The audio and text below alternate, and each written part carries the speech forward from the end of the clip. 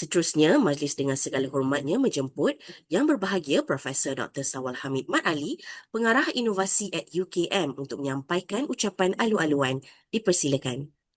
Terima kasih Najwa. Assalamualaikum warahmatullahi taala wabarakatuh.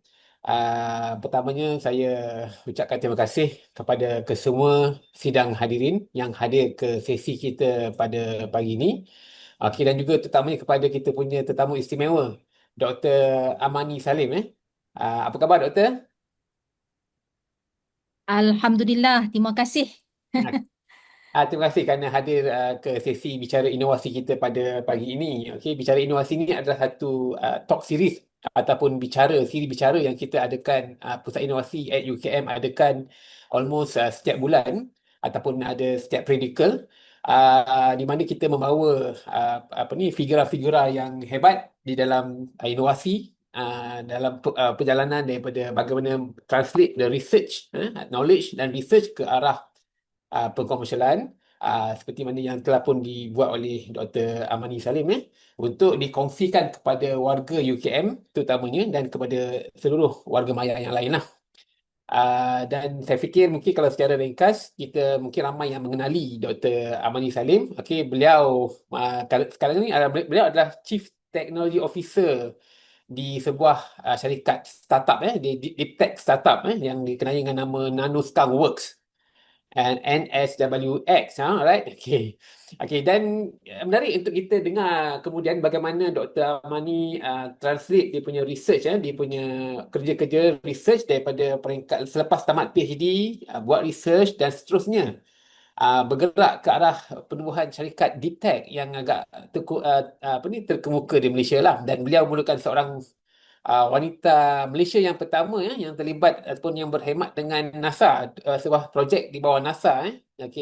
Beliau serve as a principal investigator, right, for a NASA nano satellite project. So kita boleh belajar dengan perkongsian daripada Dr. Amani bagaimana beliau melalui perjalanan translate the research into a real world deep impact ni. Okey, saya fikir saya tak perlulah untuk introduce dengan begitu panjang lebar. Mungkin adakah Najwa akan bentangkan sedikit biodata selepas ni? Ya, okey. Nanti Najwa juga akan bentangkan sedikit biodata Dr. Amani sebelum Dr. Amani akan bermula berikan bicara Dr. Amani lah. Saya sekali lagi saya ucapkan terima kasih kepada Dr. Amani dan juga semua sidang hadirin yang hadir ke sesi bicara inovasi kita pada pagi ini. Okey, dan sama-sama kita mendengar bicara daripada Dr. Amani dan kita pelajari something daripada Dr. Amani. Terima kasih. Back to you, Najwa. Terima kasih diucapkan kepada Yang Berbahagia Prof. Sawal. Hadirin yang saya hormati, kini tibalah saat yang ditunggu-tunggu. Jadi sebelum itu, izinkan saya memperkenalkan penceramah kita pada hari ini. Beliau merupakan seorang saintis hebat tanah air yang kini menyandang jawatan Ketua Pegawai Teknologi di Nanoscale Works, sebuah syarikat deep tech Malaysia yang membangunkan teknologi grafina untuk biosensor, diagnostik, tenaga hidrogen dan semikonduktor. Dr. Amani Salim bukan calang-calang individu.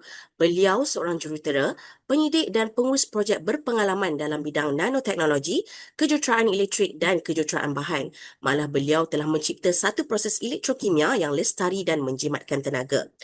Pengalaman beliau juga bertaraf antarabangsa. Selepas menamatkan PhD di Purdue University di Amerika Syarikat, Dr. Amani dilantik sebagai penyelidik utama NASA dalam projek nanosatelit Sporsat, dan inilah detik bersejarah di mana beliau telah menjadi wanita pertama Malaysia yang terlibat dalam misi NASA. Hadirin sekalian, pencapaian beliau turut diiktiraf melalui pelbagai anugerah berprestij antarabangsa termasuk daripada ASGSR dan L'Oreal UNESCO. Hari ini, Dr. Amani terus memacu inovasi global dari Malaysia, membawa teknologi dari makmal ke pasaran dunia. Jadi dengan penuh rasa bangga, marilah kita sama-sama menyambut baik kehadiran penceramah kita pada pagi ini, Dr. Amani Salim. Dipersilakan. Terima kasih Puan Najwa. Saya sebenarnya sangat gembira kerana UKM ni dia bercakap dalam bahasa ini yang saya kagumlah dengan Universiti Kebangsaan Malaysia ni, dan betapa pentingnya ada sebuah universiti yang menggunakan bahasa kebangsaan ni, bahasa kita ni. Jadi itu yang salah satunya saya macam dah lama. Dulu saya debater. Kita sembang-sembang. Dulu saya debater. Piala Perdana Menteri 1994. Johan, Piala Perdana Menteri. Jadi dalam bahasa. Tu everybody should know lah kan. Jadi saya kagum lah dari segi itu. Tapi okey, kita akan teruskan dengan apa saya punya talk pada hari ini. Wait a second ya.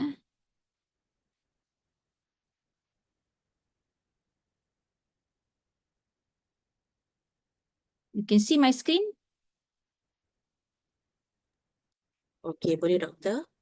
Boleh Full screen tak? Full screen. Okay. So today Tapi ni, sekejap. Ini doktor belum lagi slide slide. Ya. Ni gambar desktop. Nampak? Screen. Okey. Alright. Okay. Okay, Bismillahirrahmanirrahim. Morning everyone. Izinkan saya bercakap campurlah bahasa Inggeris dan bahasa ya. Jadi saya permulaan video yang dipasangkan tadi tu, disiarkan tadi, saya sebenarnya tengok banyak Malaysia ni macam-macam dah ada. Maksudnya kita dah ada teknologi macam-macam lah daripada universiti, betul tak? Tapi dalam saya punya study lah, saya tengok mengapa Malaysia ni, kita universiti dah banyak buat hasil kaji. So we have a lot of research ya. And a lot of inventions from top professors. I think Prof. Sawal maybe already agreed with this. Banyak dah profesor-profesor kita menghasilkan journals, publications, we have generated a lot of knowledge, and even IP. But the question yang we should ask as a nation is that where is this going? Is it generating economy for Malaysia? Mana dia stuck dekat mana ni? Right? What is the challenge? So, dia bila kita nak cakap pasal inovasi ni, bagi saya akan tengok dia punya root cause.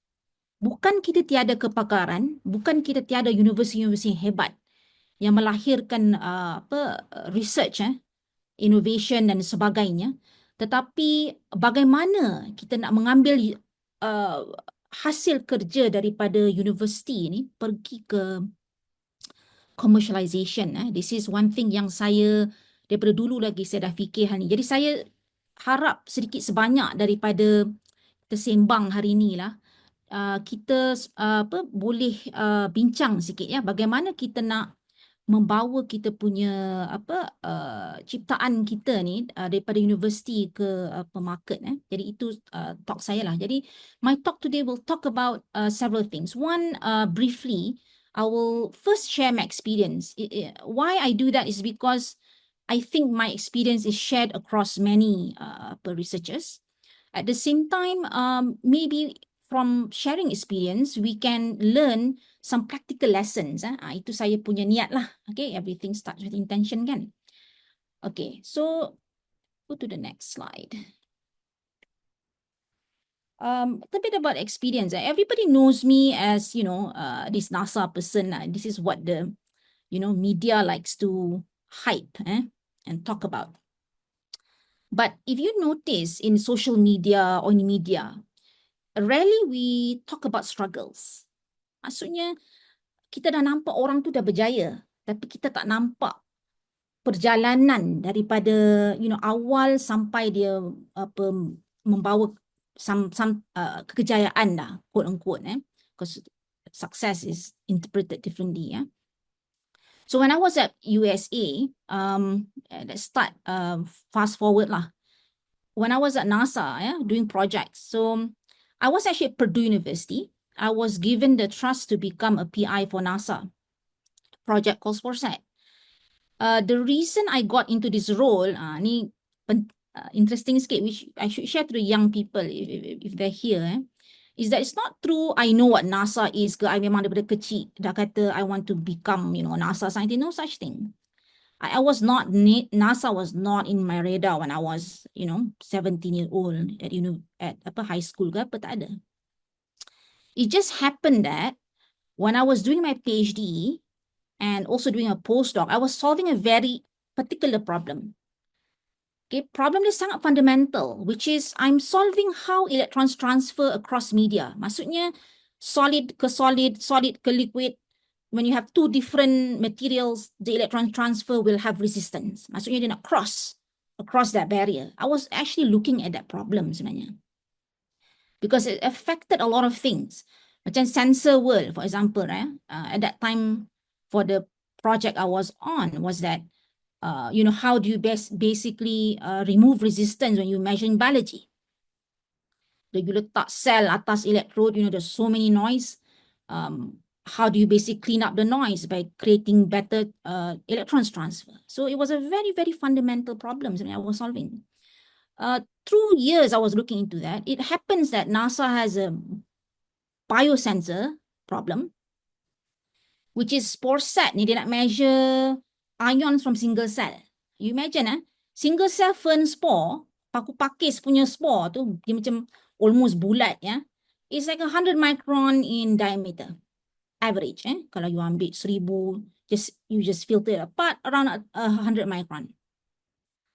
To measure ions from this 100 micron punya cell, okay, single cell, was actually quite challenging. It's not straightforward, yeah. So I was looking into that. That was my project with NASA. At the same time, when you're doing projects like that, which is, who in the world will write a project that says, oh, measure calcium ion from a cell? They were actually wanting to see the effect of microgravity on polarization of these. Polarization maksudnya ada direction kan? Maksudnya dia nak tahu ions dekat sel ni move macam mana dalam microgravity. Mengapa dia polarize? Mengapa dia ada atas dan bawah? Positive, negative to polarization lah. So I was solving into that and I discovered something. Okay? So through 16 hours in lab, looking closely at the problem, and then I found out that, sebenarnya materials play a role. So start from situ, yeah. Of course, NASA at that time experimented many materials. One material is graphene. It was really, if you look into the publication punya hype, it's like increasing exponentially. Graphene. Every year people publish graphene for this, graphene for that. So I was looking into what is this material, I'm an electrical engineer by training. So I was like, I look at it not as fully as a material scientist, but I'm looking into it as how I take this material to basically create or understand by creating devices. Okay. So what I did was that I side projects, I was looking into what if I put graphene on electrodes, how does it improve electrons transfer? And then I discovered something, okay, which is if you arrange graphene a certain way, you can actually control the electrons transfer. For NASA project, I did not use graphene. Okay, it was the usual common interface used in medical device. I think the researchers should know this. Macam most medical device use silver chloride as a transducer. There's a reason for that. Read about redox reaction in electrochemistry. But I was looking deeper than that. I was like, what silver chloride did a certain thing, but what if other materials? So I left it at that. Okay. Besides NASA project, people don't know, I was looking into other projects also. There's projects funded by other funders lah, macam National Institute of Health, EPA. I was doing water quality monitoring. I was doing, neurons punya, how do they interact, with each other, the biomedical project, several projects, which all of these projects involves electron transfer. There's a unified theme. So very fundamental, yeah. So I came back to Malaysia with this knowledge, with this fundamental knowledge. And when I was in academia, I was still finding out, if electrons transfer is key in a lot of things, biology, materials, and so forth, it must be key in a lot of devices, such as semiconductor devices, or other applications. So how can I make this, find a problem that has this phenomena that I can tackle, I'm an engineer by training. I like to consider myself more as an engineer than a scientist. I like to take published papers of scientists and see how I can build useful things from it. This is my one of the things my professors tell me, like, I like to do that. Yeah, that one of my thing that I like to do. So coming back to Malaysia in academia, I was trying to find what big problems I can solve. So here's another thing. Why is it important to solve hard problems? I find that, you know, if you solve problems everyone else can solve, why do it? Kan? Other people boleh buat. So you don't have a moat. Moat ni maksudnya ownership of it, you know. NASA can do it. Other people can do it. So you don't have a moat. So I was like, what is the hard problem that people are trying to solve? It cannot be solved yet. That's the first question I asked myself, you know. So from academia, I was, you know, I balik Malaysia lah. One of the thing I came back, besides, you know, family is a main factor, but at the same time, you know, I like to learn about the ecosystem in Malaysia. It's very key. Ecosystem in US is different. Ecosystem in Malaysia is different. And a lot of people think that, you know, when you come to Malaysia, can you orang PhD, grad PhD, you want the same things when you were in UK, Australia, the first world country, you know.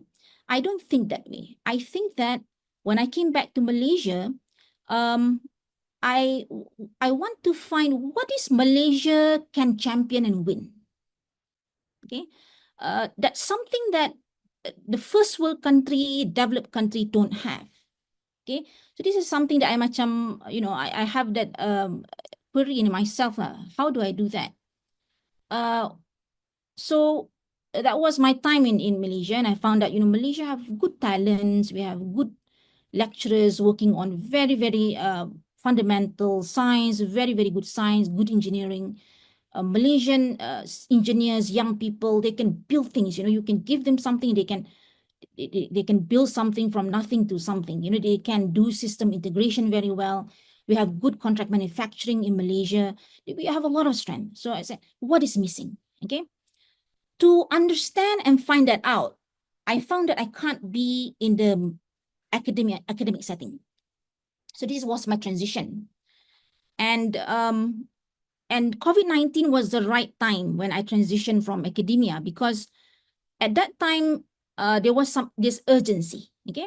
And when there's urgency, people are forced to think differently, including myself. And I think that it's high time I left academia at that time to explore new things, and which I did. And I found that is a different world outside of academia, okay? I love academia. There's some the value to it.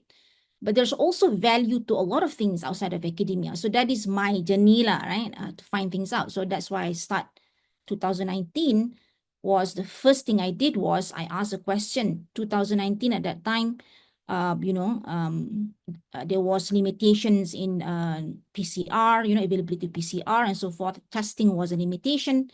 And I said, maybe, you know, with my knowledge as an engineer, to build a device because SporeSat was a biosensor. So maybe I can repurpose it for COVID-19. We managed to get funding for that and develop a biosensor that basically can get the sensitivity of PCR. Okay.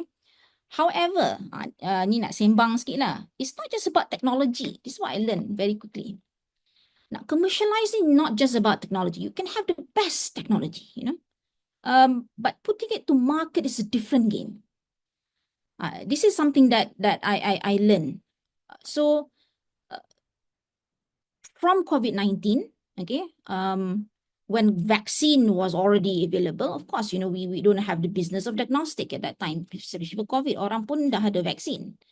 And even if you do pun, you know, LFA at that time was sufficient to do the job at that time. Okay, but there's limitations, of course. Okay, but even during COVID-19, you know, we have requests, masa tu, from even KKM to have 5,000 units of our sensors at that time. So there was an urgency of wanting solutions during that pandemic period.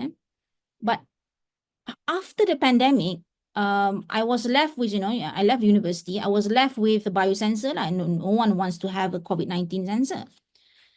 But the key is this, because I was not focusing on biosensor alone. See, my mode was the solving the electron transfer. That was my key thing. It's not electron transfer solution. It's not just available for biosensor. It can be applied to a lot of other areas, batteries, for instance, hydrogen generation for electrodes, semiconductor punya devices have electron transfer. The common concept of that is shared across these devices. So we're not tied to biosensors. So at that time, we quickly pivot. Okay, we quickly pivot to at that time when there was a big rise in interest in semiconductor. So we pivot to semiconductor, solving electron transfer in semiconductor, which also solve thermal conductivity. And we did that. We have currently right now developed a solution to basically have materials that have twice the thermal conductivity of copper. Okay. How do we do that?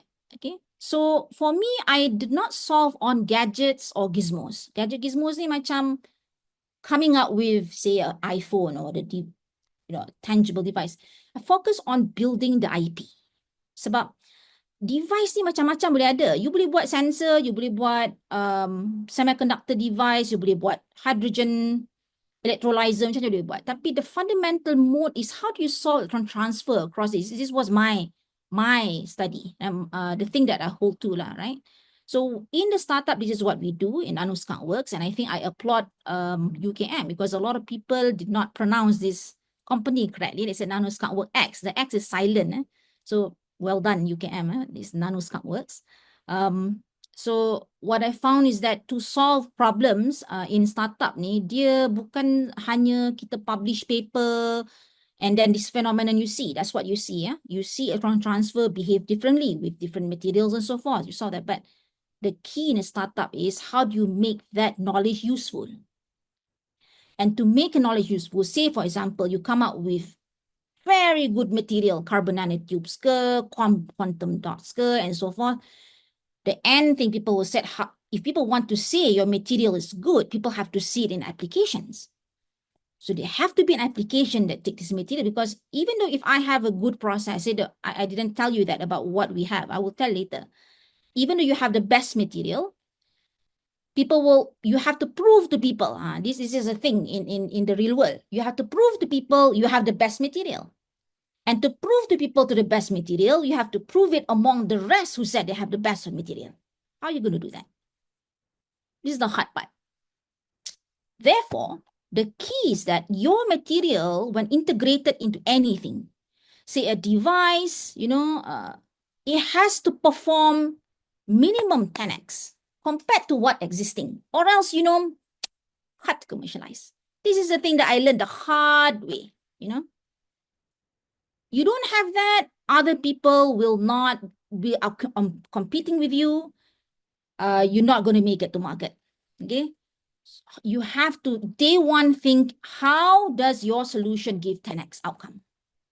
So this is something that I learned, and it's good because I learned this because I have business people in my team that actually put technologies like me to reality. Okay? And go to the next one.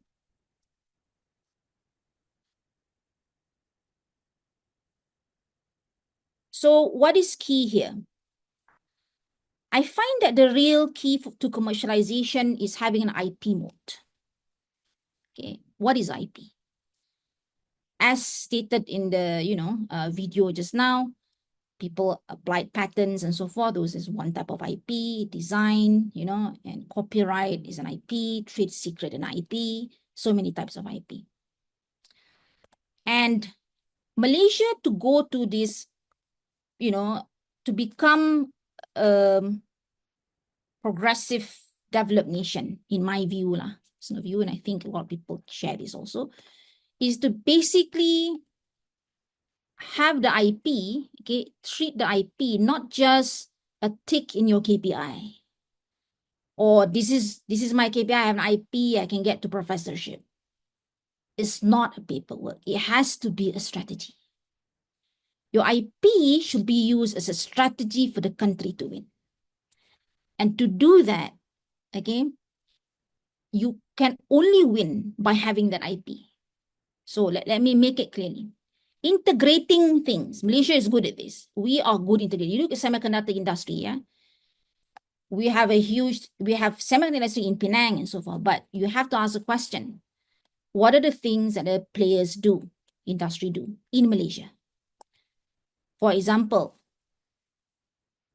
Intel, big MNC, right? They have their place in Penang, but the IP is done in Santa Clara. What is Malaysia doing? Malaysia has value. They are, but we have to ask, is this enough? Okay. If we want to create an industry in Malaysia, it has to be driven by IP. And IP is generated through the universities. Okay. Companies like me, with a tech startup, we generate IP, yes. But question is that our industries in Malaysia are run by our own Malaysian-owned IP? This is a question we need to ask, yeah. Because if we were to solve these challenges in the world, climate change, some disease acts, you don't know when. And the current world, if you look at Twitter, we followed closely, what happened, how the US is closing itself from the rest of the world and things like that. Geopolitics is changing, global dollarization, Malaysia depends on that, on dollars. And there's already, maybe we didn't say, it's not, it's already World War III in a different way, right? We're faced all of these struggles. And the way that we can face these challenges of the world is to basically have our own IP in the industry. There's no other way, right? One day we can't, so now, we do a lot of trading, but one day we have to basically generate things from our own, right? And this is our survival, for example. So this is when I said urgency. COVID-19 was urgency. But how Malaysia acted to the urgency at that time, it's not the same as, for example, how Japan, gone through all the challenges of Korea, for example. Two different things that people, urgency that we've gone through, right? Through urgency only is when a nation is forced, for example, to basically think and stand on our own two feet. Malaysia has it well, actually. This is my view, is that we have Petronas, which is pumping the wealth to the nation, right? But one day, what if that's gone? What will the nation have, right? What we have are Malaysians and our brains and our capability to generate things from 0 to 1. Something that does not exist to something. That is the real IP. Right? And who generates that? Mostly, if I look at it, is the universities, right? So when people say to you, universities doesn't have a role, this and that, people, I don't take those views, I think there is a key for universities to basically play a role, in generating these IPs. But how do you take it forward, okay? So if you look into the big problems of the world, whether it's in food, bio, health security, national security, and so forth, all dependent on us owning our own IP, okay? So we have to have a departure from the rentier economy. Rentier economy ni macam resources lah, right? Or like minyak, kelapa sawit, all those things, to entrepreneurship punya economy. Meaning that from knowledge. And knowledge generation is from the university, okay? So this is something that I've gone through this long, winding explanation, but I think this is highly key for us to have this conversation in this time of the world, right? So, IP is power, okay? If you look into the AI that you all use, all of those are generated, from training data that is fed by all the available knowledge and information that exists, right? And for me, if I were to look at IP, say, practically, you want to create a moat for Malaysia and for your company, for your startup company or whatever you're inventing with, I start first with the AI because that's available, right? There's ways to prompt AI to see that they have not hit into some of the things that you've discovered, some of the things that you come up with. So I use AI to basically do that check for me, okay?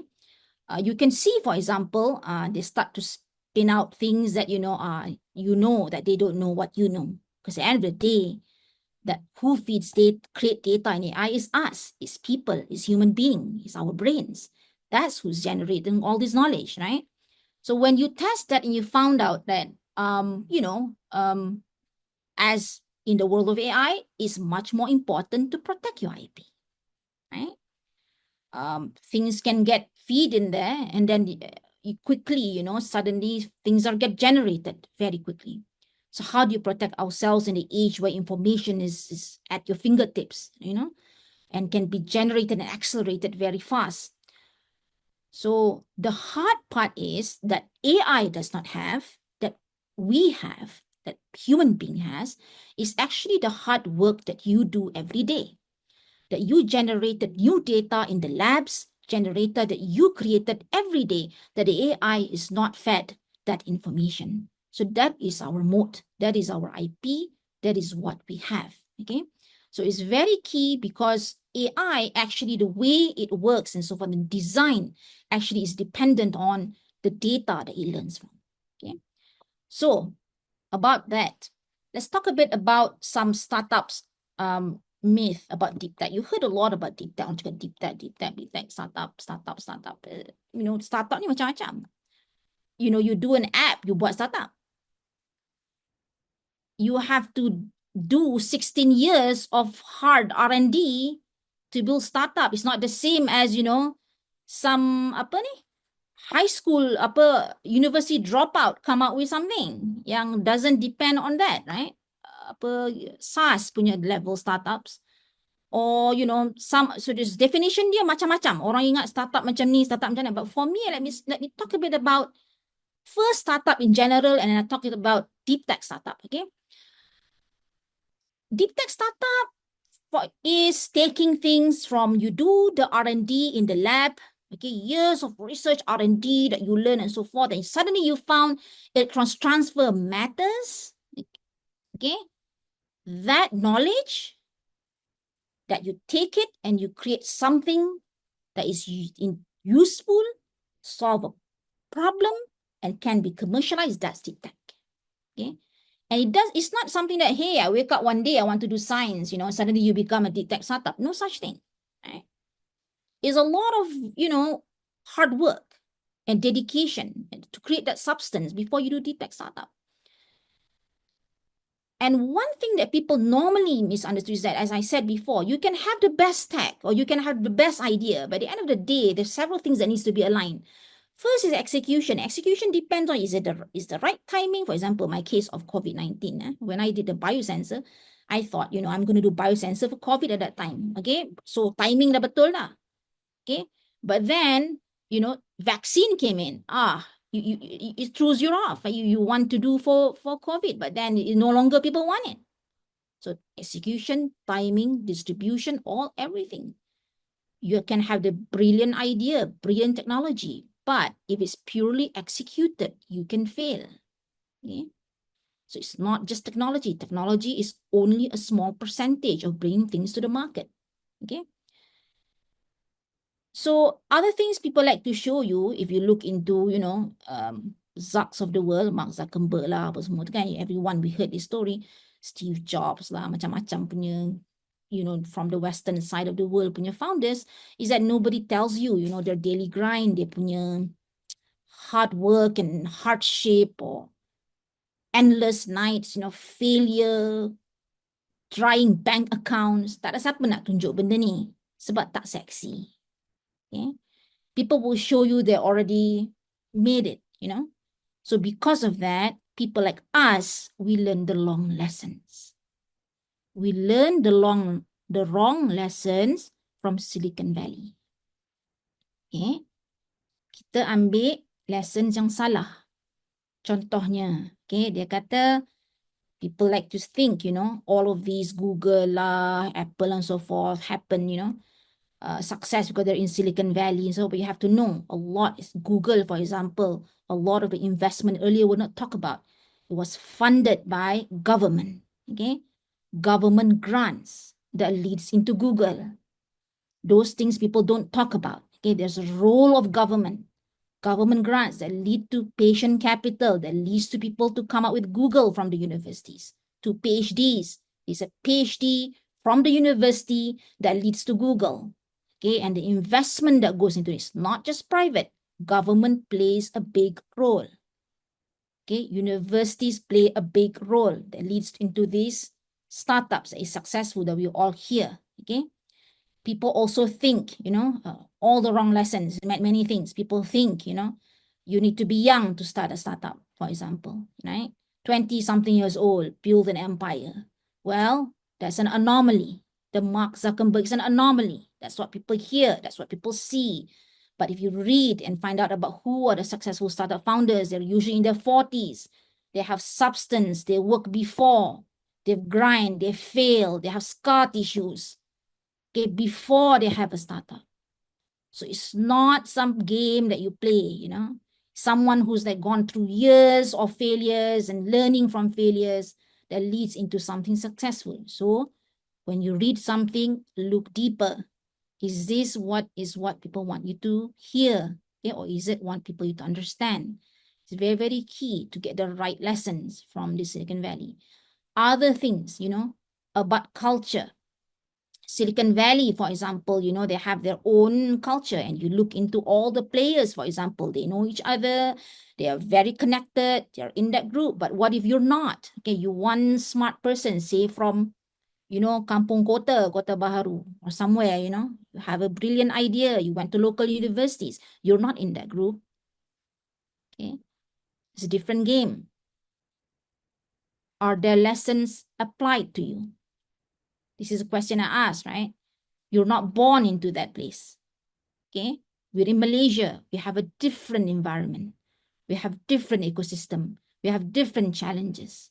Okay, so culture, for example, there's another thing people said, culture dalam company, dalam syarikat, dalam university will take care of itself. No, you need to invest in culture. For example, in my company, the first 10 hires is very, very key in my company. Okay, because if you bring the wrong people, once you reach employee number 50, employee number 100, they will bring the wrong culture, not from what you as a founder want. And we see that a lot, right? Are the big companies that existing today emulate what the founders want the company to be? Okay, so culture will not take care of itself. You have to invest in build culture. And there's a thing about publications. In university, we publish, right? I'm not saying publication is not important. Publication is important to share knowledge and to validate knowledge with the community. Tak boleh syok sendiri. Kena publish. But what do you publish, right? Deep tech startup, for example, if you talk to investor and so forth, you want to have the technology due diligence. They will ask for your publications. They will ask about the work that you did before, the fundamental science, the fundamental work you did before. You have to have that. If you just go, oh, I'm going to create this device, it's going to be 100 times better, people ask you how, right? Where's your proof? So it's different. But once you have that, say you have your publications is ready, you have your science, you work 15 years in that science. In my case, I look at electrons transfer. When you brought those knowledge to a startup, then they start to see, for example, people talk about, they don't ask anymore about those publications. Maybe they do once in a while, but they ask about, do you have your IP? Do you have your IP mode, right? Let me review your IP. It's not just, reviewed from local IP. You go to different jurisdiction. The American IP lawyers will look, is this defensible? It is not defensible, because if it's not defensible, you can't create a deep tech startup because you don't have a moat. You can't survive, right? So it's key to have very, very defensible IP when you are doing a deep tech startup, right? And the last point I'm saying here is what I see a lot why we're losing, okay, is our funding system requires to go through a certain sequence of stage. Fundamental research grant, prototype research grant, and so forth. It takes time to go to the market. And by the time you reach to whatever, cycles of grants that you receive, suddenly it's too late, right? It's already too late. People have already done it, maybe 5 years, 10 years ago. So technology to go to the market do not need to be version 1.0, the perfect version, release version. It can go to the version 0.7, which is good enough, okay, but have substance, okay. It can already go and be validated, because the key for researchers from the university is that to have your research to be validated in the real world ASAP. That cycle of iteration is key, not to wait until you have a final perfect product, for you to basically showcase you have a moat, you have an IP. I'm going to go this fine line a bit about having a product like an Apple phone versus the IP that goes into it, yeah? So for us, the one misconception I look across the ecosystem was that we think we have to go to this iPhone level. Actually, you don't. What is key is that the iPhone has multiple IPs that generate into the iPhone, okay? It's a huge ecosystem. Several of those IPs can be tackled by multiple parties, right? Multiple people. So you don't need to be a champion for the whole iPhone. You can basically be a champion, say, for a certain component, okay? But that component has to be scalable and validated, okay? So, other one, I'm going to talk about investors before I take question answers, yeah? One thing I found as a startup founder in deep tech is this: not many venture cap people understand deep tech. Okay. So when I went to pitch, people will say, "Apa, Dr. Mani, we don't understand what electron transfer for what they don't. It is a different world, right?" Most VCs, especially in this region, they only understand about, say, something quick wins. You can see 3 to 5 years boleh buat duit, Do you think deep tech startup is like that? Deep tech startup is never like that, right? It takes time to basically be validated, to go to the market. It takes gestation periods of years, before that becomes a reality, right? So one thing I have challenged was that when we talk to VCs and stuff, they will say, "Oh, bila you what's the ROI?" And I was like, what if there's no ROI in the first 5-10 years? What if there's no there's no return yet? This is a tech from science to bring something to market. It's not like taking, it's not like I'm making tudung ke sambal ke, whatnot. This is a different, that's not deep tech. That's other ways of making money. I'm not looking down at that. I'm just saying that's a different type of entrepreneurship.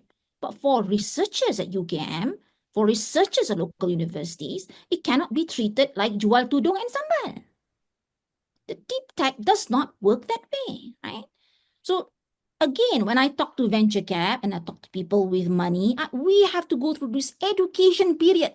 So we scientists, we engineers, we have to educate, right?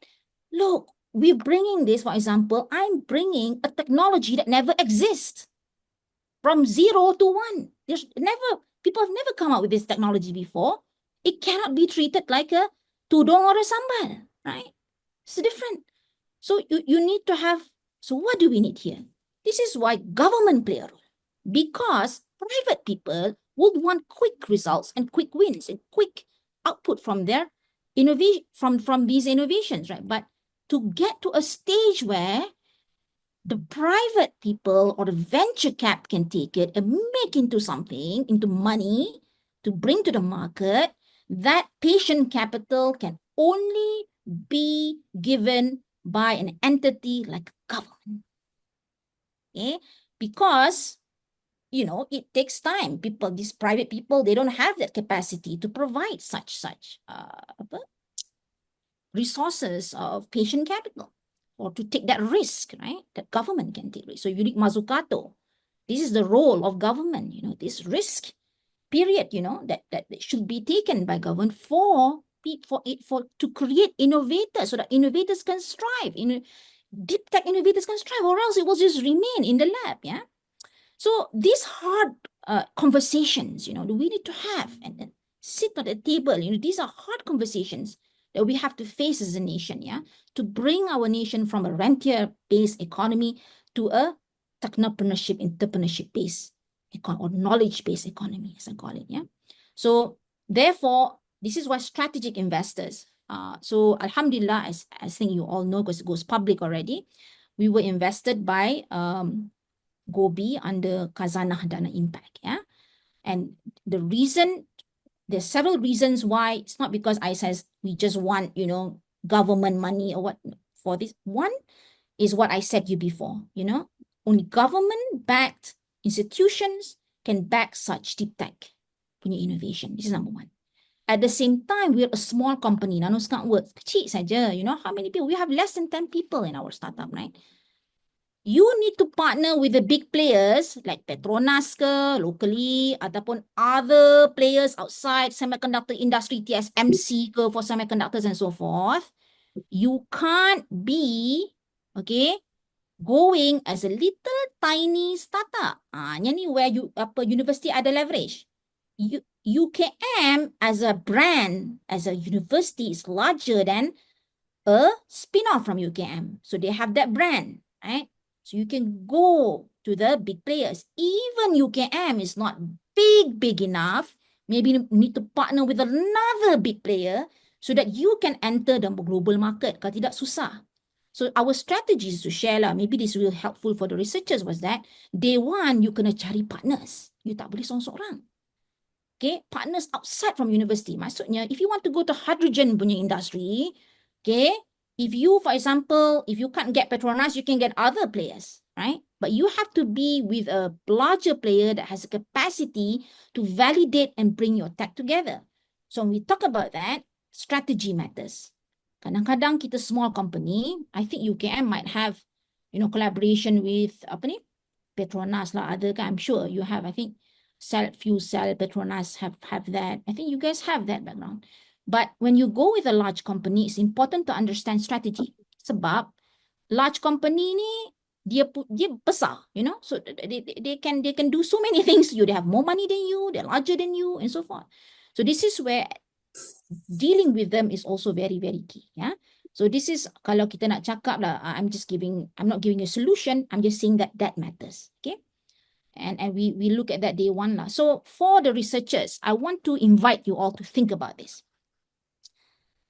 And maybe we can bring this forward to KPT and so forth, because you're university, and I think USM and so forth have doing reach to KPT and so, which I appreciate, but we can do this as an ecosystem, as a team, of innovators, of researchers, from academia and from startups and so forth. One thing that I would like to invite people is that how do we think about grants, of doing research and so forth. So one of the things that I learned when I was in the US was that I look into the various things that if you look into DARPA, this is a public punya document, yeah.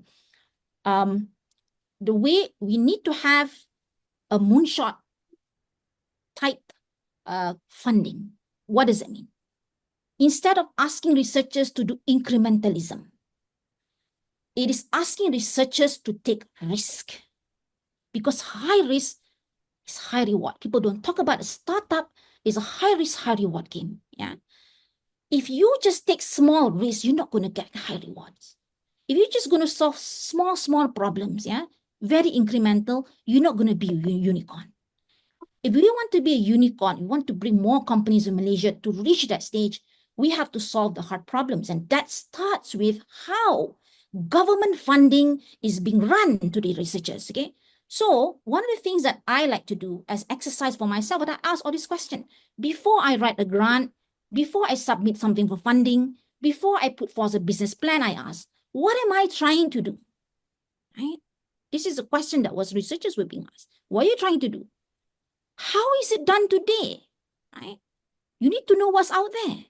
What is the limits of current practice? Right? And then what is new in your approach? There's so many people before you have done this. What is new? So why do you think you will be successful? So why it's called catechism? This is Catholic punya nila, but what it means is that you have to ask a series of questions and inquiry so that when you put forth your business plan or the thing you want to bring to market is thought through from the research R&D stage until the end, okay? So approach you're using, who cares?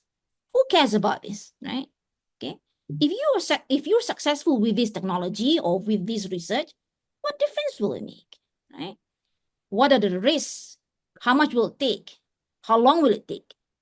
Okay. What is the midterm goals? What is your final goal? What's your checkpoints? Who's going to do the checkpoints?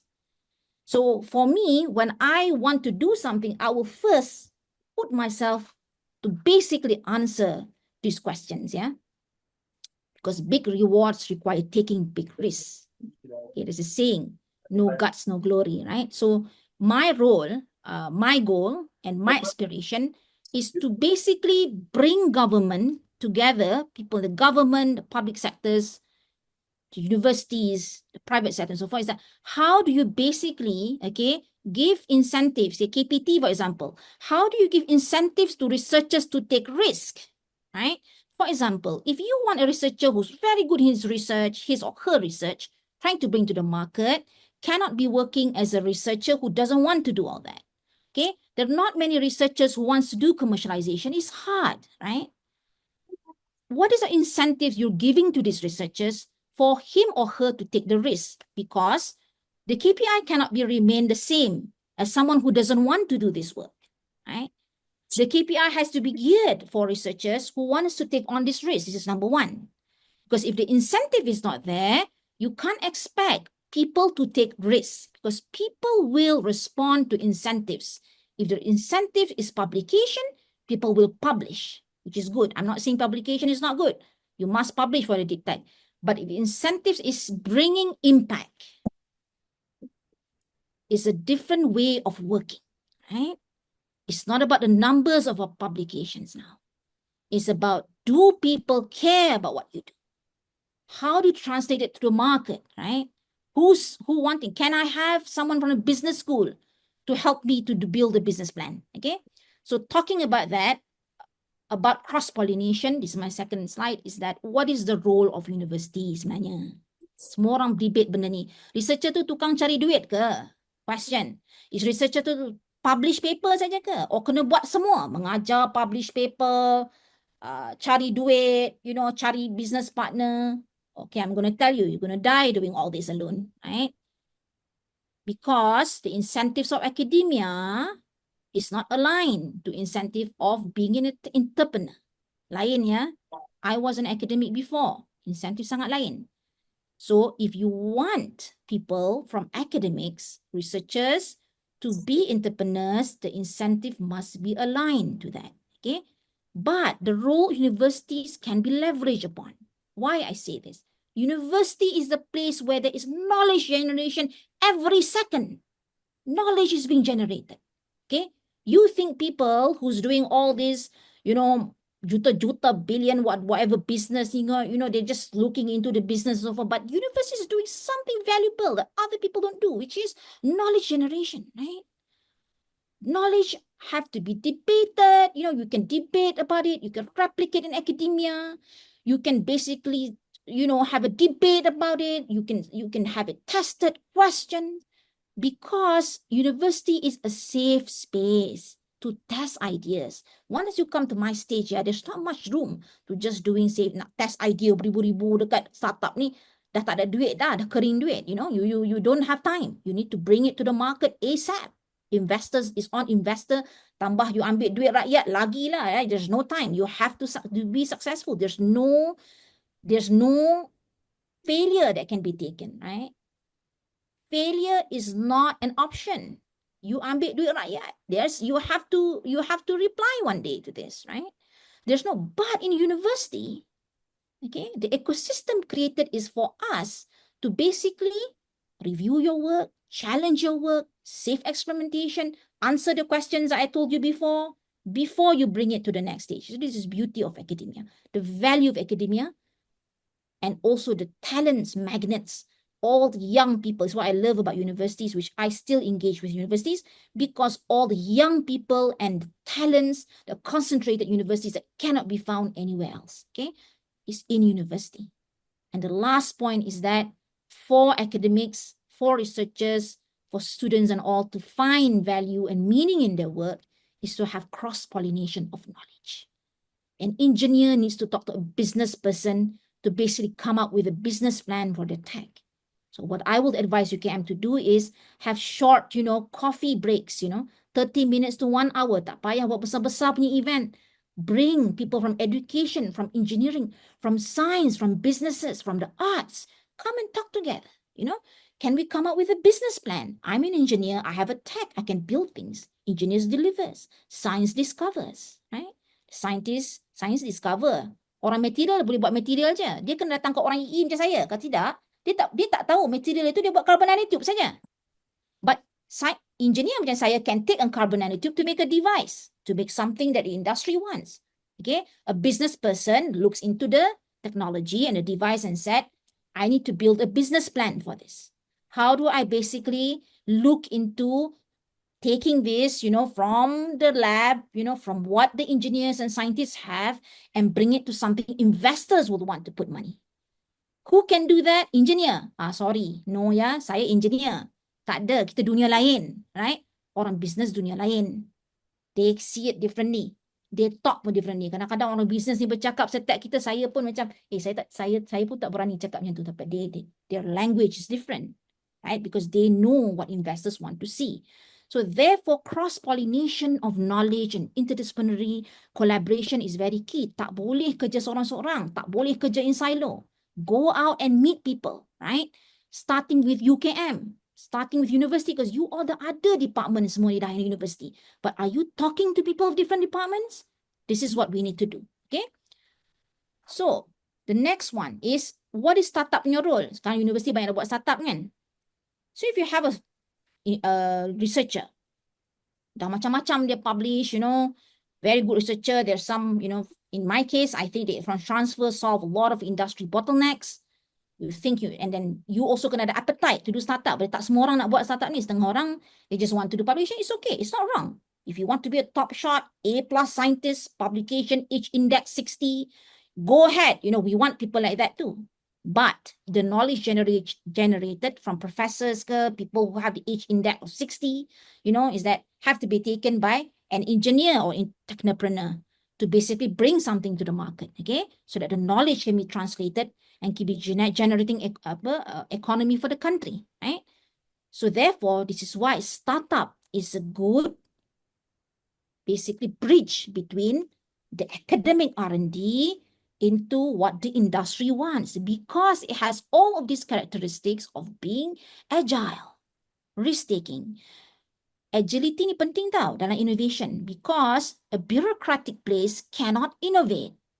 You need a less bureaucratic place, or tak adalah, lean punya organization like a startup.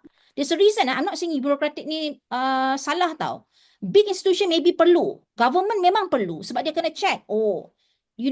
Siapa dapat funding. This is very key. You cannot just say, this is not required, because you have to put people in line so that there's no corruption, there's no this, people are doing the very key. That's why it's needed there. But to do innovation, you can create a startup, because startup dia cepat. Dia tak perlu, layers of paperwork.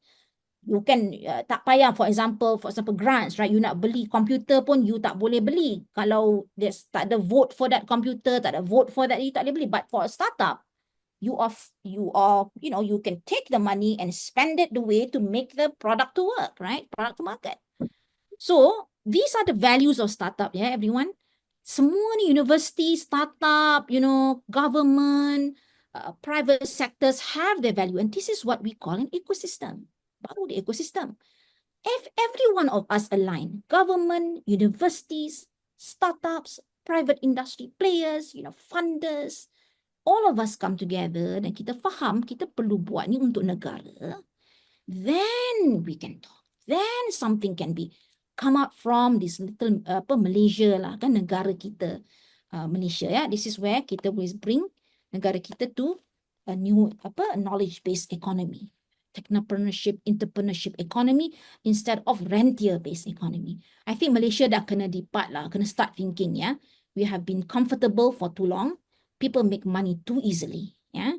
Why I say that? Kita ni researchers ni bukan make money too easily, sebab kita ni bukannya get paid that high pun nak buat kita punya kerja kat university or even even startup, yeah, and so forth. But, you know, money kat Malaysia ni banyak orang have make money a lot from Malaysia, you know, but it has to be generating things that build the country. Okay. The money, the wealth generated has to be given back to the universities, have to be given back to the students, to the young people, to building the country. And this is why we need startups that generate the things from 0 to 1, from knowledge from university to the market. Okay. So a little bit about ourselves. Nanoscope works. We attack 3 different sectors from one fundamental understanding of electron transfer, okay, which is we attack the AI compute substrates, okay, in semiconductor, in energy, and in biosensing diagnostics. Sebenarnya kita orang start dengan biosensing diagnostics sebab the work of Sporsat that I learned about biosensor and so forth is actually lead me into biosensor first. Lagi satu biosensor ni dia small dia punya substrate tu, ya, small substrate, but it is also the hardest to bring to market sebab apa? Medical device ni tu kena cakap sekali lagi ni, right? Nak bawa to market tu bukan sekadar ada teknologi saja, right? There's a lot of things you have to go through, you know, you have to bring to review, FDA approvals, blah blah blah. Do people want to adopt it? For example, biosensor. I give an example. If any of you work biosensor, was that you competing against PCR and people's labs, you know, that has made a lot of money. You're going to go into this field, right? You're going to bring it there and say you're going to disrupt it all. What will people say to you? Oh, we're not going to allow you to disrupt us. This is our business, right? So even if you have the best biosensor technology, the challenge is there to bring to the market. So what do? My advice earlier, partner with a big player. You can't be just a researcher from a small little startup or even from UKM. You have to partner with some other big players that is on your side, that will fund you, that will work with you, that will bring to the market with you and for you. Okay, kalau tidak, tak boleh.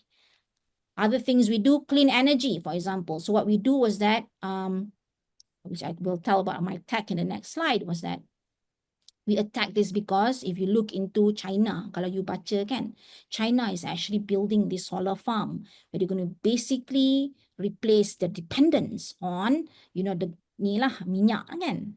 So they're going to basically rile up hydrogen, okay, using solar. They're doing it in the deserts. If you look into this, kalau you baca geopolitics of the world, you know where you have to put your research. Sebab tu researcher tak boleh hanya tahu tech. Researcher kena tahu juga geopolitics of the world. Kena work with business people because business people look at this every day. They need to survive. Okay? Don't just look into what's in the lab. You have to talk to people. You have to know what is the trend, what is out there, what is the world 10 years from now. Okay, so, sebab apa tak? Sebab tak ni lambat. You kena predict benda 5, 10, 15 years from now. So you punya effort start day 0. You tak boleh start, for example, oh, we need a solution for this. Hari ni suruh researcher buat solution tu. That's not going to work, right? People have gestation period for a deep tech to go to the market. It's not 2 years. It's not even 5 years. It can be longer. So therefore, please do not chase hype. Minggu ni orang kata drone, buat drone. Minggu depan orang kata buat benda ni, buat benda ni. We cannot. We have to basically put our effort and concentrate on something and basically do that, you know, well and better than the rest of the world. This is very key. Yeah? So for hydrogen, why we attack that is basically that. Okay? AI, people heard about that. AI, for example, data centers everywhere, blah, blah, blah, right? Chips are thermal is an issue. Compute power goes high, thermal is an issue. So therefore, solve thermal issues. Okay? We attack these 3 things because we have the technology to attack these 3 things. You don't need to follow these 3 things. There's more other problems to attack. But what is the mode? What is your IP? What is it you're solving? So what we are doing is, saya kat Malaysia ni, saya banyak jumpa researcher buat benda-benda grafin lah, CNT lah, carbon nanotubes, carbon dots, macam-macam, right? And the researcher will always ask, siapa yang nak dia punya CNT, carbon dots semua ni, betul tak? Kan? Siapa yang nak guna? Okay? Is Samsung going to take your carbon quantum dots and use it for the displays? I don't think so. They might go first with KAIST, right? Why do they want to take from local researcher Malaysia when they can get it from Korea? Betul tak? Same thing. If you have what Samsung has, you're going to start first with UKM or UM or USM. You're not going to go to KAIS to ask for the materials because you want to build your technology in-house, right? In your country. So I tengok banyak orang buat this materials. Malaysia lah, Canada lah, semua orang buat material. What we do is that this Suzanne is a materials tag. So when I look into electron transfer, I was like, is there a way to industrialize the process? If I can take graphene from any sources, USM ke, Malaysia punya graphene that comes from, kita punya ni lah, resources, yeah, generate graphene, control the quality of graphene to a certain spec. What we created is technology which we call Suzanne, our core tech, which takes graphene and we put it in this Suzanne, which calls a material platform, and we attack these three sectors. What we focus on, the IP, is the Suzanne. Sebab apa tahu? Sebab saya bukan pakar hydrogen atau pakar nak buat any TSMC semiconductor apa buat ataupun biosensor pun, for example, you might be expert masa you PhD or whatnot, but then there's people who's doing PCR, who's doing technology that are far more funded, far more experienced, have years of moat, of their punya players, or whatever you want to call it, group dia ke apa ke, for years. How are you going to penetrate?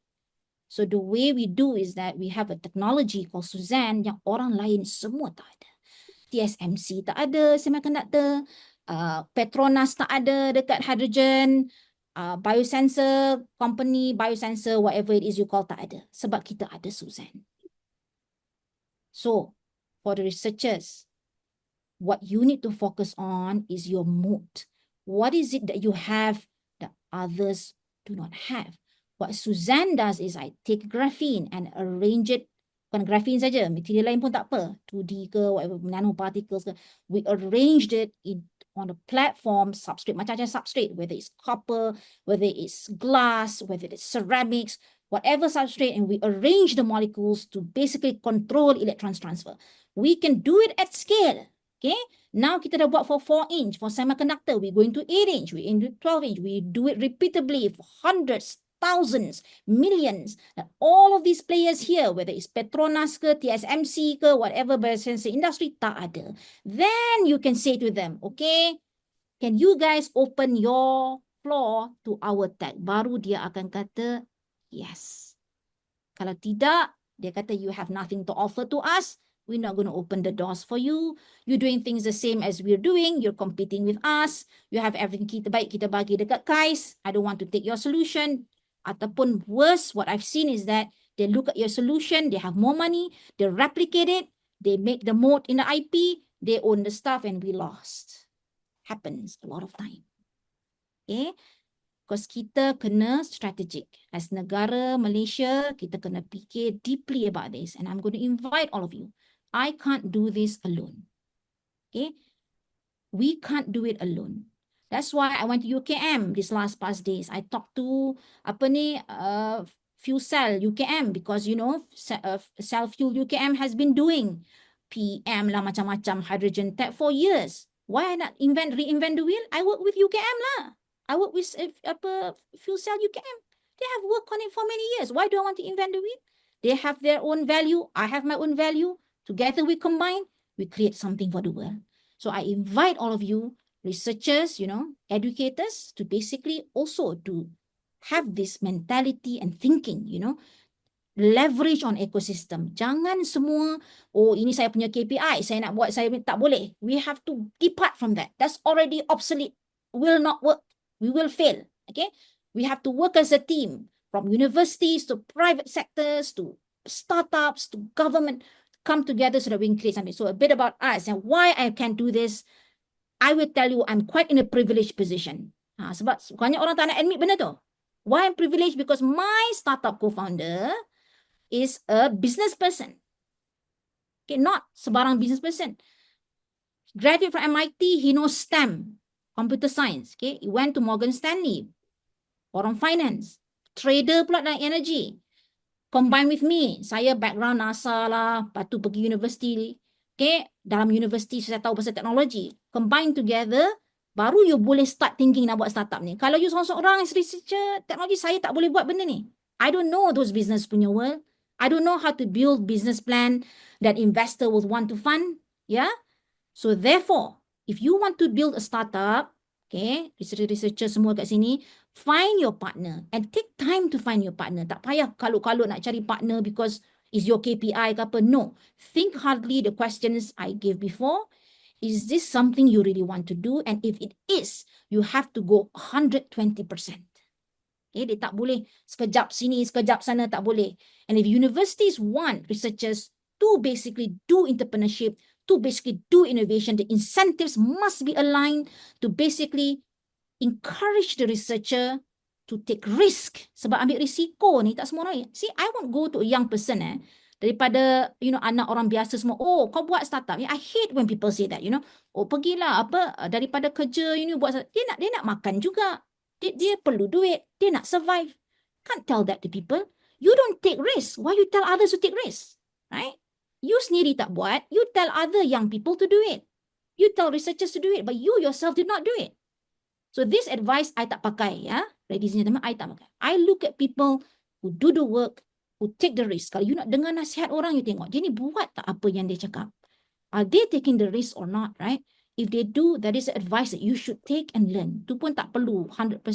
I give you advice. You don't need to believe me. You need to believe me. I'm just giving you, but you need to think of what I said. And you take mana yang boleh pakai tu, you take. Mana you should not take tu, it's up to you. But what we are is this combination, just to show you lah. My startup, less than 10 people. Okay.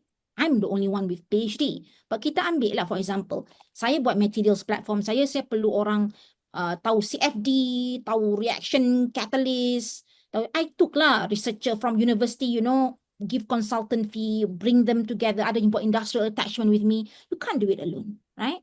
You're not a CFD person, you can't learn CFD, be expert in it overnight. Boleh lah learn, tapi you cannot be the same as an expert. It's a deep dive. So I have to leverage on who? From the researchers from university, who has deep domain that they studied from the work for years. Tu tak boleh discount all that. You can't have that overnight. It has to be. So that's why it is a teamwork of startup founders, of people who have experience in a deep domain expertise. Okay. And finally, just to tell you, because I'm also wanting to build a nation, because kita nak build nation of innovators. Training young people is key. Young people get the wrong lessons from the social media lah. All these people say, oh, you can be tunjuk bawa Lamborghini, terus dia kata, oh, I tak nak dah belajar, I nak terus buat macam tu, because I want when these people on social media don't tell you, this Lamborghini is Lambo ni being rented ke, dia beli ke, apa ke, no one tell you. Like I said before, social media orang nak tunjuk apa they want to show you, but you have to think behind that. How do you tell young people? They see orang tak buat STEM boleh jadi kaya. Mengapa saya nak susah-susah belajar buat STEM, buat physics, buat engineering? I don't want to do it, So therefore, kita as community of researchers, community of engineers, community of knowledge generators, we have to basically go to the public. We have to say, look, to create something meaningful for negara, you have to have people who's going into the deep domain expertise, being trained, get your education, learn, humble yourself, work with an apprentice. So what I did was with my researchers was that I even brought them to the US, brought them to the US, we train them to do because kita nak tengok kita punya material stack tu, for people to believe the material stack, dia nak tengok device. Ni dia masalah deep tech ni kan, bukan masalah lah, memang macam tu. Katalah you kata my materials is the best, dia kata show me.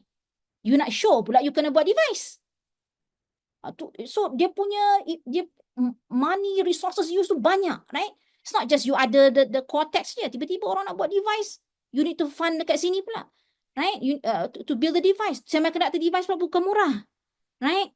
And then sometimes in Malaysia tak boleh buat. You have to go outside. So what I did was, I ada kawan, this is why you use your network. This is network key. You pergi conference, bukan kita nak present paper saja. You need the network. Right? can you do this for me? Because I don't have it. So my friend is a director at these places. And I said, look, I need my young people to be trained. So I brought them to the US. They trained them. So now they can build semiconductor device. In a month, in 2 months, we built 2 devices, right? 2 bulan saja, because why? Kita kena move cepat. So these are the things that I hope that, I've share with you guys, maybe a little bit about my company, why we call Skunk Works, Nano Skunk Works. Orang kata, mengapa? Some lah, ada orang kata to me, Amani ni tak payahlah letak nama company, ada skunk tu busuk. Nama baginya elok sikit. Macam-macam lah I dapat, but we hold through that. Because why? You need to look at the ethos of Skunk Works, yeah? Why we call, Skunk Works, kalau you Google, it's actually a small, autonomous, talented teams, okay? They take high risk, impact-centric leadership, technology leadership, okay? And they have to have freedom. Kalau you nak innovate, you tak boleh. Kalau you nak innovate, you cannot have meetings, 5 meeting a day that doesn't relate to the work you're doing, yeah? It doesn't work that way, okay? You kena 120% work on your tech. Tak boleh diganggu. You kena focus. Baru you boleh buat something. So, startup is that role. Because you don't have interference and you don't have bureaucracy. Sebab tu you boleh buat. You ada freedom buat benda tu. And Skunk Work was that organization. Okay? Blackbird SR-71 was designed by Skunk Works. Okay? From small group of people, from paper prototype to a flying, breathing plane, fast flying, breathing plane in 6 months. 6 bulan. Okay? Why we name our company Nano Skunk Works? Because that's how we work. Hydrogen baru last year dapat from one person and said you need to do hydrogen because we want your technology for hydrogen.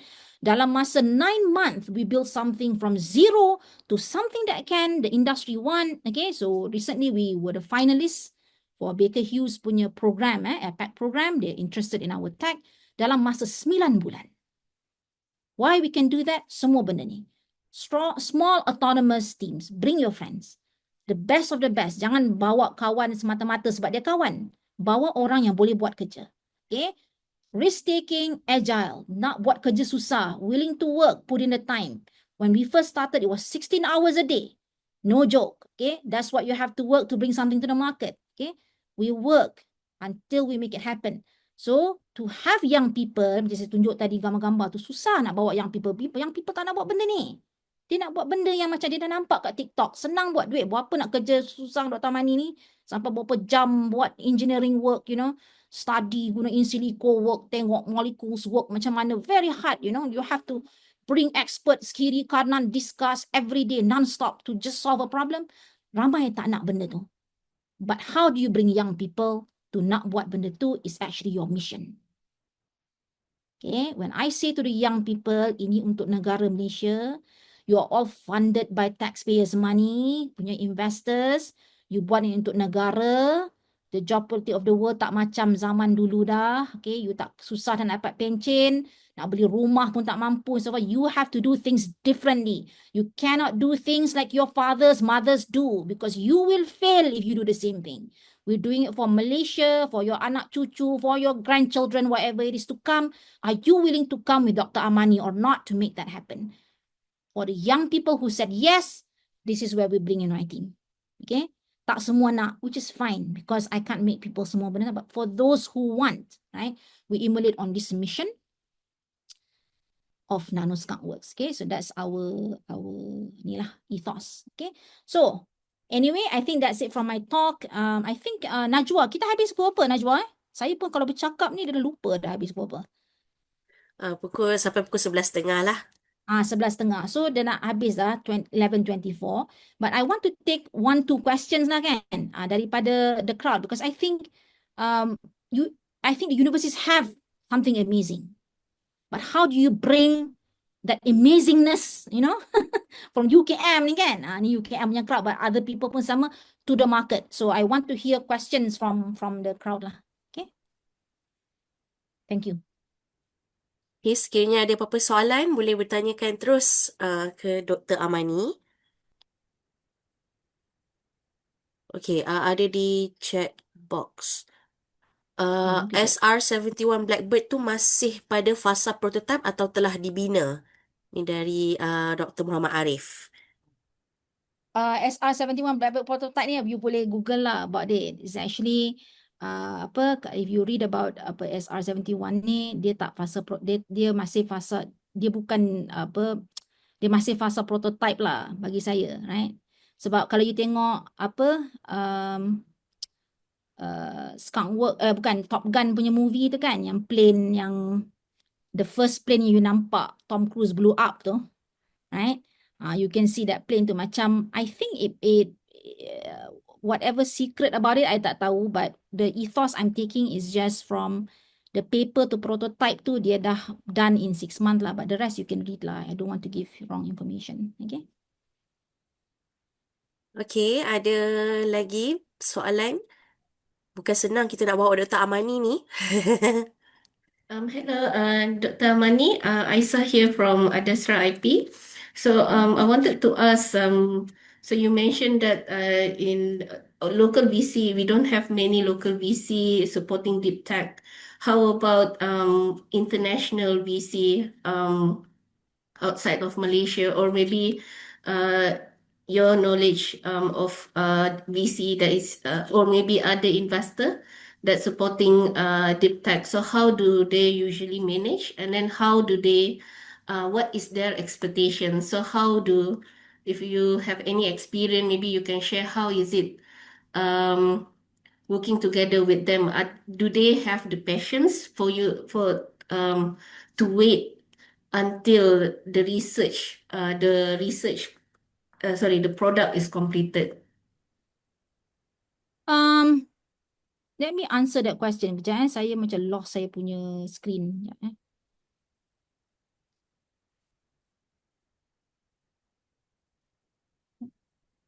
Okay, to answer that question, I'm not saying that macam tak ada local VC yang faham tau. Okay, not fully lah, right? I'm going to be caution a little bit about that because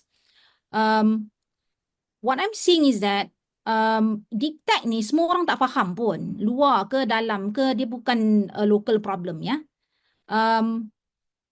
But you as an inventor, terutamanya if you are a startup, deep tech startup punya founder, you kena educate the VC, okay, about it. So regardless if you pergi luar atau dalam negara pun, you memang kena educate the VC about your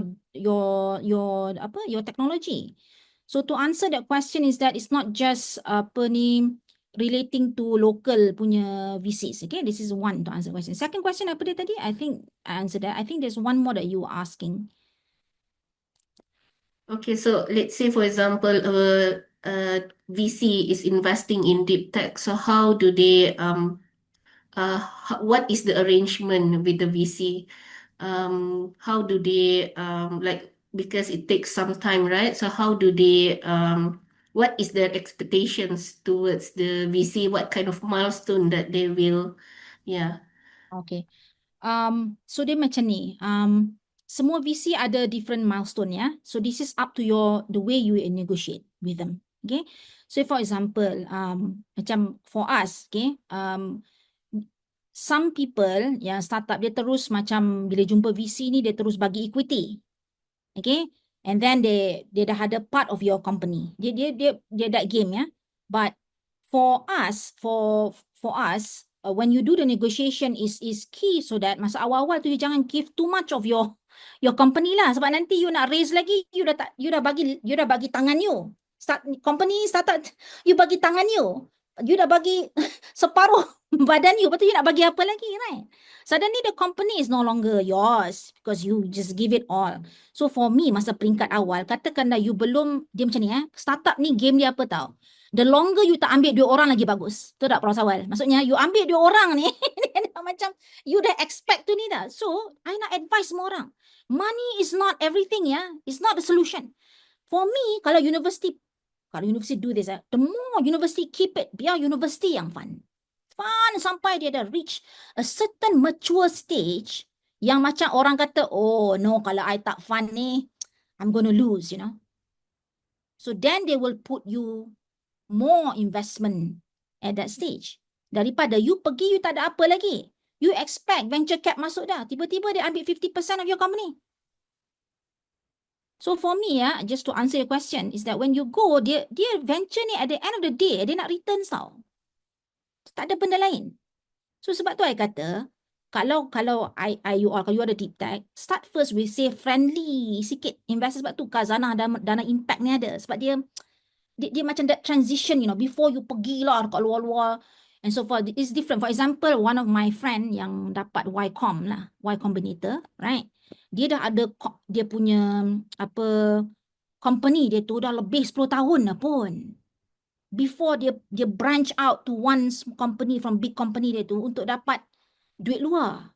Because once they give you money, dia lagi satu, if you notice, venture ni dia nak grow. Betul tak? Dia kata, I bagi you duit, dia view you as nak grow cepat grow. That's the game. But what if I don't want to grow yet? I tak ready lagi nak grow ni. Tapi you nak suruh saya grow tak? So what I'm saying is this, it's good to say no tau if you're not ready. I cakap terus terang benda, it's not about money. You nak bawa benda to market, jangan fikir benda tu. You fikir that you have to be successful, you have to win. So if it's to say no at this stage, kata no. Kalau tidak, it's just macam just a story. So just to answer lah, because this SR71, the question before when you ask, you read about it, because yang SR71 my founder tu, Iqbal tu, dia minat sangat SR71 ni.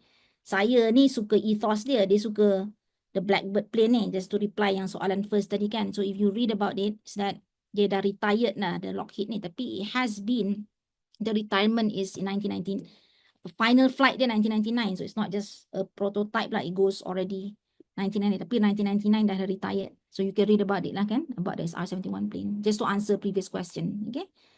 Because SR71 ni, my founder, Iqbal tu, is also my husband actually, okay? He is a very tech enthusiast lah about this planes lah, benda semua. So, but I will tell you, because of this, it riles up a lot of the young people lah. So he's a CEO, that's why he's a CEO. Dr. Amani is a tech, I can't be a CEO. Kita nak rile up orang cara lain, a business person orang cara lain. So I hope, does that answer your question tak? About the venture ni? Expectation dia satu saja tau, for the question tadi. Dia nak return, that's it. Okay.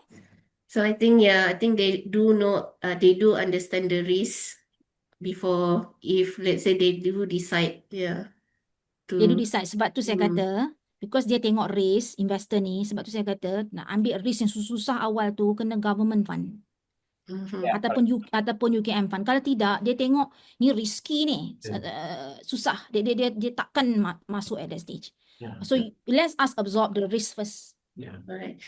Sorry, Doctor, another question. So you mentioned about you encourage the startup to work together with big corporates to write on them together with them. So does it mean like a co-create the solutions together and then join ownership of the IP? Macam-macam you boleh negotiate. Tapi pada pandangan saya macam ni, dia macam collaboration. I think Prof. Sawal semua tahu ni. Collaboration ni apa dia? Two people have to bring things together. Betul tak? Maksudnya, saya startup, saya ada IP. Diri saya buat. The big company ada apa? They might ada platform for validation and access to the market, right? So, masa you bincang dengan dia tu, you kena katalah. Tak boleh big company tu pergi ambil IP you pula. Katakanlah big company tu, dia go, katakanlah dia work in UKM, dia kata semua daripada hasil UKM research ni saya punya. Tak boleh lah macam tu. What does UKM get? Right.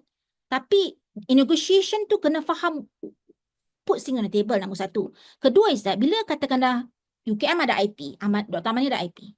Company lain maybe ada IP juga, because tak semua kita ada IP tak. Kita maybe ada satu komponen saja, dia benda lain. Anything generated from that collaboration may be shared. You can share together. You can get royalty. Dia macam cara. From the commercializing, because one thing yang I find university banyak tak dapat daripada orang luar is because apa tahu? University masa peringkat awal dah minta return awal-awal dah. Jangan macam tu. Maksudnya, why not you tunggu dulu company tu 5-10 tahun ambil IPU with your researcher, bawa ke depan sampai dia dah generate some revenue, barulah you give lah percentage to UKM. You jangan masa peringkat awal dia tak berjaya lagi, you dah minta dia untuk give the return. Itu throw off a lot of the companies lah, because they can't do that. Okay, they can't do that. But the beauty is that UKM boleh buat say royalty macam dia punya cara. So I would invite everybody to read how Stanford do it, right? How they work together with the industry. So that's my answer lah to that question. Okay. Yeah, Thank you, I think Dr. I agree with Dr. Amani. All right, I think the point is if you have some technologies, if you develop a technology, and then if that technology is competing with the big players, you don't compete with them. Okay, rather than compete with them, you have to join them. You can't beat them, you join them because they are the big players, but you have the technology. Okay, and perhaps maybe through the commercialization activity, as mentioned by Dr. Amani, even here in UKM, we do have different kind of commercialization engagement where we can license the technology, but it depends. For example, if we are asking for the royalty, it will be based on the sales later on. It is not immediate. Okay, we are not asking the return from the companies immediate. Okay, we are waiting for the sales to come in, then only we will charge the royalty. Okay, we do have that kind of arrangements. Any more question? Ada satu daripada chat ni. How do you maintain resilience during initiation of your startup? Daripada Oh, resilience Yeah. the mission to make you resilient. Sebab apa tahu? If mission tu kecil and mission tu tak, it is not who you are. Okay, you mudah macam dia macam ni susah tau buat startup ni. Saya tak nak tipu lah, right? Orang nampak tunjuk hype, happy lah, I go to page sini kan, beras awal macam tu. Sebenarnya like I said, orang takkan tunjuk susah dekat belakang tu, right? You only see the hype lah sini, kiri kanan hype, but to maintain resilient, one thing is you mission you kena clear and strong. You memang want to bring this technology to negara. You cannot fail because I'm carrying the Malaysia flag. You see, you kena wake up every day ingat benda tu. Because if you ingat macam tu, susah macam mana you keep going. There are times I don't take salary setahun, pernah tau, a few months saya tak ada salary tau, everyone guys, because why? My young people needs to eat first. So you nak tunggu investor money ke apa, you tak ada duit tau, because you're not like dapat gaji daripada universiti ke apa, tak ada, right? But what keeps you going? Okay, that mission number one. Okay, it has to be true. Number two is that every day dia macam hustle culture tau. You kena every day buat the work and focus. So no other way lah guys. Nak buat resilient ni memang you really want it lah. Dia kena, sebab tu I kata I didn't put a picture here, but the song Michael Jackson kan, Man in the Mirror tu. You kena tengok yourself in the mirror. Is this for you? Because apa tak, not everybody should do a startup. It doesn't, not everybody should do a startup. Even I need people to stay in university to do the research. Siapa yang nak buat research kalau semua orang nak pergi, nak mengajar student-student semua nak pergi. So you have to know who you are lah, right? What you want to do. So that's my answer lah. Okay. Any question?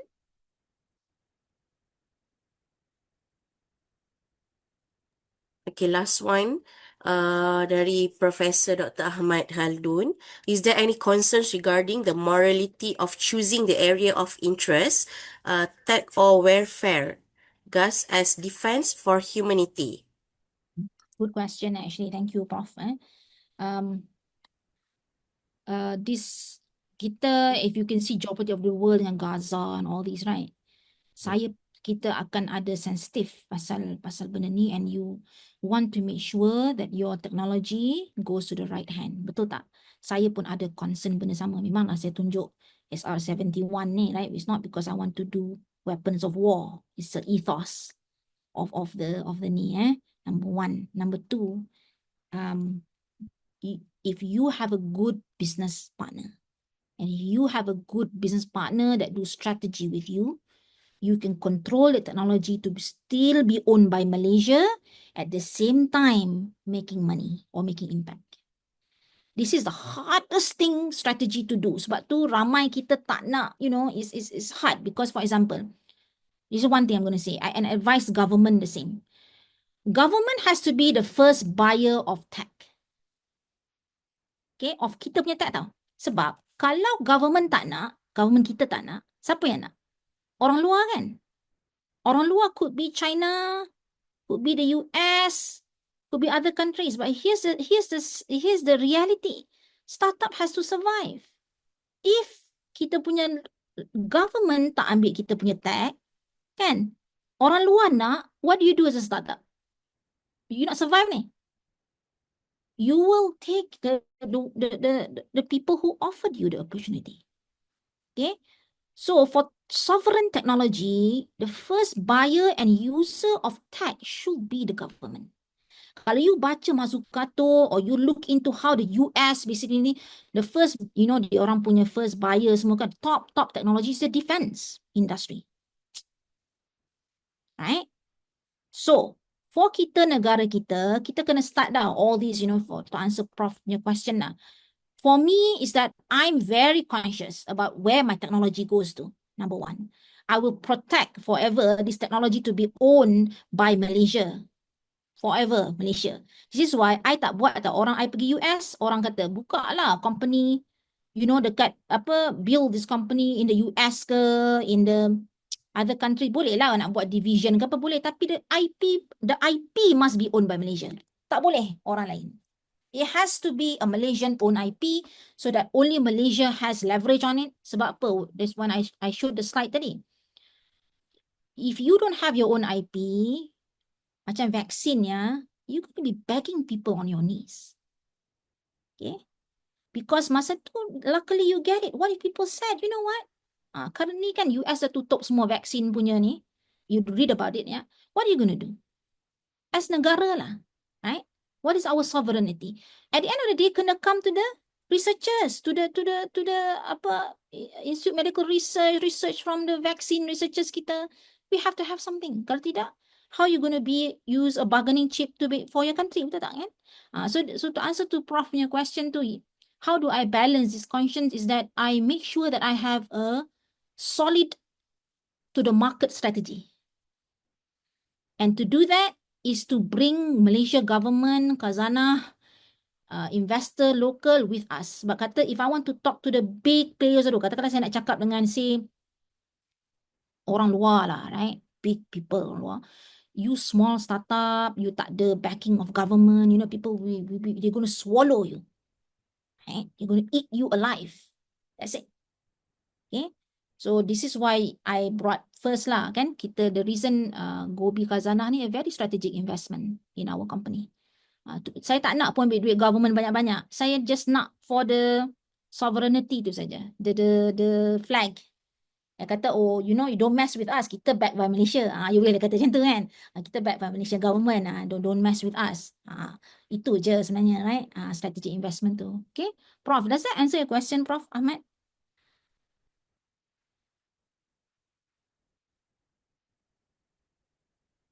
Yes, thank you so much. But the thing is that sometimes we don't manufacture the whole thing. We manufacture parts Yep. or some technologies or even some information in terms of our research that may lead up to something very more so-called dangerous or salah guna. So that's my question. We may not be involved in the end product of certain things, but some of our research and so on may be misused or abused.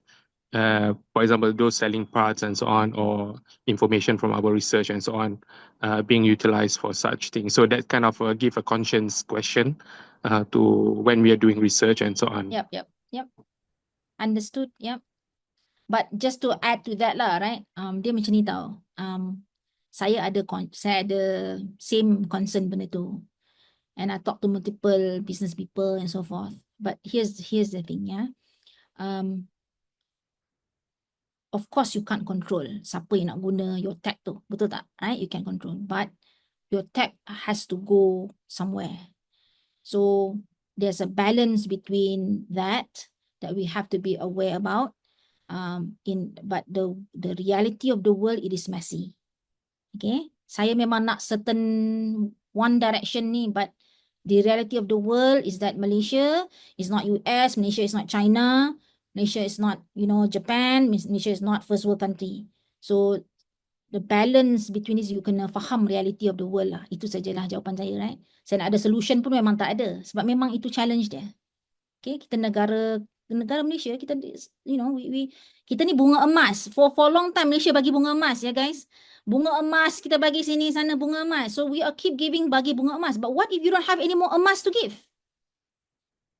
Right? The emas we have to create, ya everyone.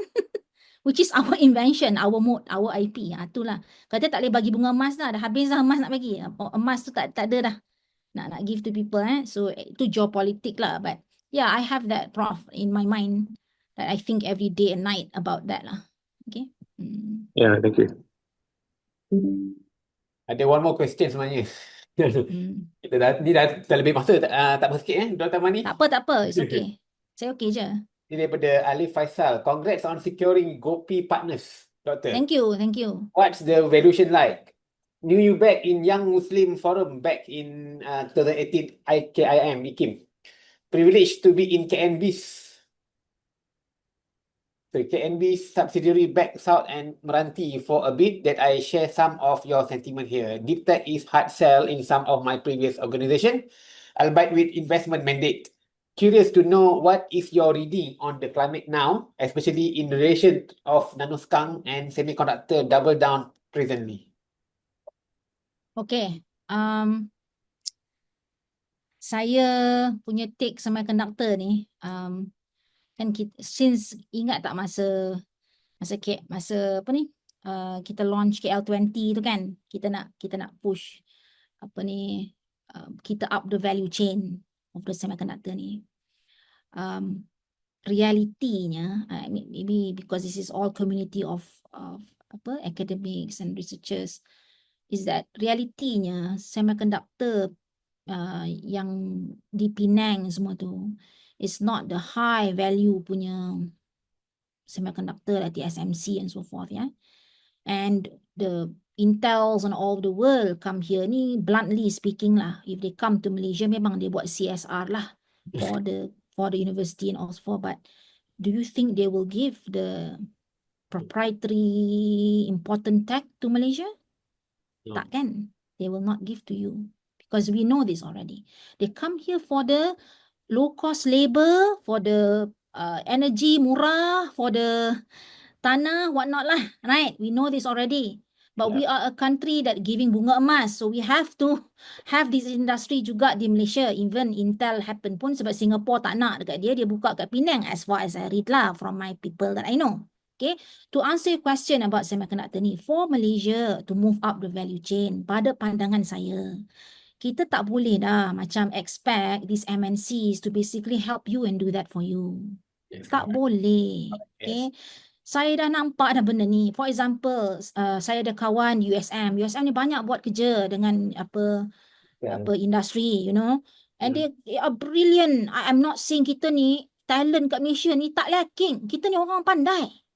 I'm saying that. Saya boleh jadi PI NASA, saya orang Malaysia, bukan orang American. The spore set tu, saya yang build sensor tu. Yang tak exist tu, saya yang build. Saya design, saya build, saya test. Malaysian boleh buat. Not about talent ya. Kalau orang kata kat saya, oh talent ni tak ini semua, memanglah kena train. Tapi kalau talent ter-expose to the technology, macam mana dia nak tahu? Yes, They will not know, right? My take is that at the end of the day, Malaysia has to stand on their own 2 feet. Yes, correct. Betul tak? Kita kena come from university kita build industry kita. Correct. Exactly. So, my take is this tau. Just hear me out. Ini seronok cakap macam benda ni. Saya ada teknologi tau. Boleh ambil graphene, create devices. Teknologi tu, all the semiconductor bit placeholder tak ada. Tak ada. Saya dah, even saya pergi Semicon West last year. Saya suka pergi conference tengok dia punya teknologi. But Semicon West ni, bila you pergi tu, industri tunjuk what they have, right? Saya pergi ke Taiwan, saya pergi ke US. I found out that dekat conference ni, dia tak akan tunjuk dia punya best teknologi. Dia akan cakap lah, inilah direction semua. Dia kata, nah, kata You don't have it. But when I talk to the researchers in the community kecil sikit, IEEE ke, smaller community ke, baru you tahu that, oh, they don't have this thing. Kita ada. So you have to go put your tentacles tau to see what are people thinking. So, and at the end of the day, my conclusion is this. You tak boleh depend on this, you kena come up with your own. So this is the reason why I come up with Nanosmart Works and I build my own technology. And I think that my goal and my mission was that this technology create its own industry of its own.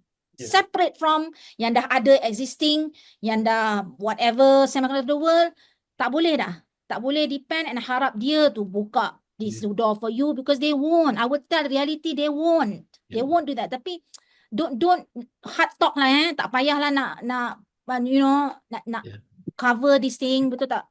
So for us, for this community, I'm going to invite all of you. Focus on building our own thing. Okay, let's come together and work together. Whatever researchers yang kita ada, KPT ke, MOSTI ke, look into our database. What have we done before? Kita kena tahu apa kita dah ada tau. What have we done before, what we have now, and how do we bring this together? Because I rasa for sure, among all of this research, there will be something we can put together and then bring it to the next stage and build our own industry. Itu saja. That's my take. Yeah. Buatlah data center ke apa, it's all for orang luar will use data center. Malaysia, it's just because we have cheap land, it's because we have cheap labor and so forth, which is good. Kita kena bagi kerja for kita punya students, ya. Dia kena ada kerja, which is fine. Itu solve that problem. But it is a CSR, it cannot be just a CSR, it has to be a strategic punya partnership that brings local players tech into the real businesses. Kalau tidak, don't talk about it. Buang masa. I think I agree with Dr. Amani here. I think even last time in some occasions, I've been talking about this. Last time, I think Malaysia, we have the aims to produce like a IC design center, startups that can create IC. But then my argument that time was, even if you produce your chip, your IC, who's going to use your IC? Who's going to use? Who's going to use? Okay, do you think Apple going to buy your IC? No. Do you think Samsung, Sony want to buy your IC? No. Nope. So we need to have a complete ecosystem. We produce the chip, the IC, and then we use in our product. Then only you have complete cycle. Correct, Prof. Yeah. Yes. So macam kan, you buat IC cantik-cantik, pandai, you kena still fabricate lah. You kena pergi TSMC, right? Yes, Siapa boleh fabricate? TSMC yang kena buat. Right. Lepas tu dia not gonna tell you dia punya proses ke apa. Yes, correct. Yeah. So last you still gonna be like Penang punya ecosystem. You buat benda yang orang lain dah start nak buat ke or give to you, right? You cannot go up the value chain. That is real truth. Let's solve that problem. That's it. Yes, correct. Thank you. I agree with you. Okay. I think we don't have any more question. I believe from Dr. Ramzan, Dr. Amani, terima kasih untuk perkongsian. Setuju. Talent kita tak ada masalah. Talent kita ekosistem. Okay. I think pass back to Najwa. Okay, terima kasih. Terima kasih yang tidak terhingga diucapkan kepada Dr. Amani Salim atas perkongsian yang memberi inspirasi dan secara tak langsung membuka minda kita semua. Jadi sebelum kita menutup tirai, marilah kita abadikan kenangan manis dengan sesi bergambar bersama Dr. Amani. Mohon semua peserta untuk membuka kamera masing-masing.